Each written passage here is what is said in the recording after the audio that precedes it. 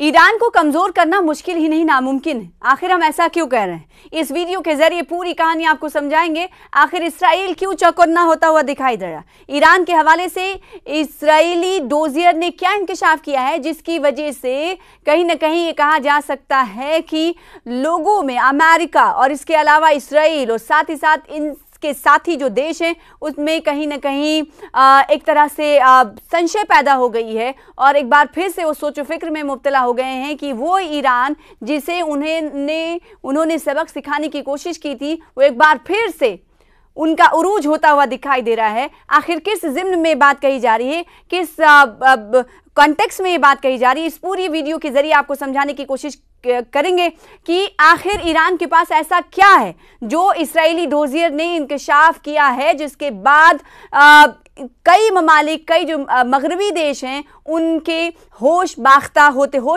होते हुए दिखाई दे रहे हैं। जी हाँ, इसराइल की खुफिया एजेंसी ने साइंसदानों का डोजियर तैयार करने के बाद इन्हें मारने के ऑपरेशन की शुरुआत कर दी है। अब ऐसा हुआ क्यों? हुआ ये कि इसराइल ने एक डोजियर दिया है। एक डोजियर में इंकशाफ हुआ है कि ईरान के पास 85 से ज्यादा न्यूक्लियाई साइंसदान मौजूद हैं। न्यूक्लियर साइंसदान मौजूद है, इसका मतलब आप अंदाजा लगा सकते हैं वो न्यूक्लियर साइंसदान जो पिछले दिनों हमने देखा था कि उन्हें मारा गया था। पूरे ईरान में हमने देखा था कि गम और गुस्से का इजहार किया जा रहा था और इस ऑपरेशन हैमर में उनकी मौत हुई थी। और वो न्यूक्लियर साइंसदान जो यूरेनियम की अफजूदगी में और जो अलग अलग सैन्य ठिकाने हैं ईरान के, उन्हें खड़ा करने में इन्होंने कलीदी किरदार निभाया है। तो इनकी तादाद कम नहीं हो रही है। यानी ईरान ये कह रहा है, ये दिखा रहा है कि कई को अगर आप 6 को मारोगे तो हमारे 16 साइंसदान और तैयार रहेंगे। ये इससे अंदाजा लगाया जा सकता है।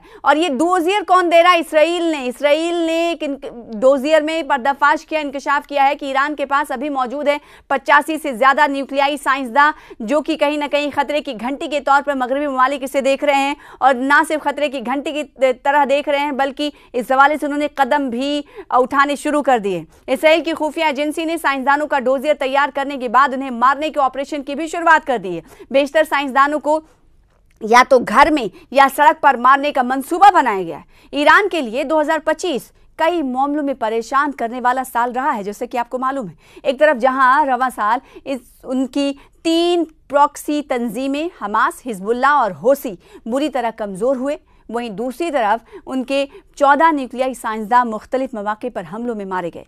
ईरान की ये सभी 14 साइंसदानों को खुफिया एजेंसी मोसाद ने ऑपरेशन नारनिया के तहत मारा था और ऑपरेशन हैमर भी चला था जो 3 से 4 ठिकानों को तबाह करने की बात अमेरिका की तरफ से कही गई थी। लेकिन ईरान ने इस पर कहा था कि भले ही कोशिश की गई उन्हें मिटाने की, लेकिन कामयाबी ज़्यादा तक नहीं मिली है। हमारा यूरेनियम अफजूदगी का जो काम है वो थोड़ा पीछे चला गया है, लेकिन उसे ख़त्म नहीं किया जा सका है। ये कहीं ना कहीं ईरान के लिए बहुत बड़ी बात थी। ईरान के आला रहनुमा अली खामनेई ने भी ये बात कही थी। अब आपको बताएं कि 14 साइंसदानों को खुफिया एजेंसी मोसाद ने ऑपरेशन नारनिया के तहत मारा था उस वक्त। हालांकि अब भी ईरान के पास 85 से ज़्यादा न्यूक्लियर साइंसदान जिंदा हैं जो अमेरिका और इसराइल के लिए फिक्रंगेज हैं। जैसे कि हमने आपसे कुछ देर पहले कहा था, फिक्रंगेज यूं क्योंकि होश बाख्ता हो रहे हैं कि एक तरफ जहां इन मगरबी ममालिक की कोशिश ये हो रही है कि इन न्यूक्लियर साइंसदानों को ख़त्म किया जाए, इन्हें आगे बढ़ने नहीं दिया जाए, इन्हें मार दिया जाए, और दूसरी तरफ इनकी फहरिस्त में इजाफा होता हुआ दिखाई दे रहा है। इस बात का इंकशाफ खुद इसराइल के एक डोजियर किससे कहते हैं ये भी आपको बता दें। डोजियर दरअसल एक दस्तावेजात होता है, उसका मजमुआ होता है, उसे डोजियर कहा जाता है। वॉशिंगटन पोस्ट की एक रिपोर्ट के मुताबिक दिसंबर 2024 के दौरान शाम में बशर अल असद का तख्ता पलट हुआ। इसके बाद मोसाद को ईरान में ऑपरेशन चलाने के लिए फाल किया गया। मोसाद ने ईरान के 100 न्यूक्लियाई साइंसदानों का डोजियर तैयार किया और इन साइंसदानों को मारने के लिए मकामी सतह पर लोगों की तैनाती भी हुई। इसराइल की खुफिया एजेंसी ने साइंसदानों का डोजियर तैयार करने के बाद ऑपरेशन की शुरुआत की। बेशतर साइंसदानों को या तो घर में या रास्ते पर मारने का मंसूबा बनाया गया है। हर साइंसदान को मारने के लिए अलग अलग लोग मुकर्रर किए गए। बेशतर लोग ईरान के ही रहने वाले थे। मोसाद ने ईरान के न्यूक्लियाई साइंसदानों को मारने के लिए स्नाइपर बंदूक, ड्रोन और बम का इस्तेमाल किया। रिपोर्ट में बताया गया है कि पहले इन साइंसदानों को मारने की कोशिश की गई जो लिस्ट में टॉप पर थे। उन साइंसदानों को मारने की कोशिश की गई जो लिस्ट में टॉप पर थे।